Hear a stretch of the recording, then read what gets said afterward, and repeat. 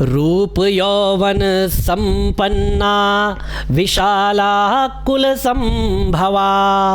विद्याहीना न शोभन्ते निर्गंधा इव किंशुका। रूप यौवन संपन्ना, देखिए कोई व्यक्ति यदि रूप और यौवन से संपन्न है, वह अत्यंत रूपवान है या अत्यंत रूपवती है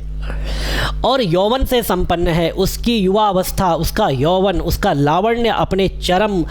सीमा पर है, चरमोत्कर्ष पर है, और विशाला कुल संभवा, और इन दो गुणों के अतिरिक्त तीसरा गुण यदि उसमें यह हो कि वह अत्यंत कुलीन परिवार में पैदा हुआ हो, वह अत्यंत श्रेष्ठ कुल में उत्पन्न हुआ हो, ये तीन गुण यदि व्यक्ति के अंदर है, और उसके बाद विद्याहीना न शोभन्ते, यदि उसमें ज्ञान का अभाव है, यदि उसने विद्या प्राप्ति नहीं की है, यदि वह व्यवहारिक ज्ञान में शून्य है और अवसर के अनुकूल यदि अपनी बुद्धि का प्रयोग नहीं कर पाता है, तो विद्याहीना न शोभन्ते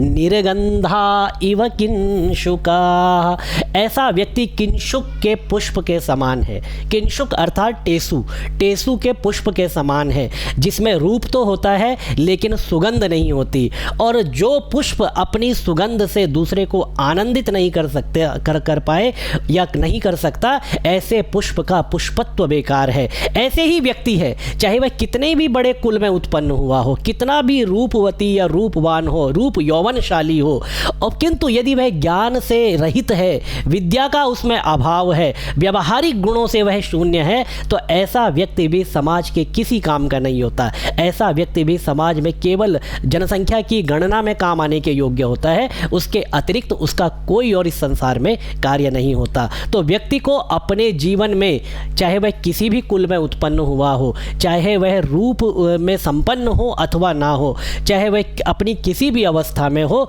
ज्ञान अवश्य प्राप्त करना चाहिए, ज्ञान प्राप्त करने का प्रयास करना चाहिए। और उसके बाद ऐसा नहीं है कि उसको केवल फॉर्मल एजुकेशन या जो औपचारिक शिक्षा है उसी की तरफ जाना है। Informal education, non formal education, औपचारिक शिक्षा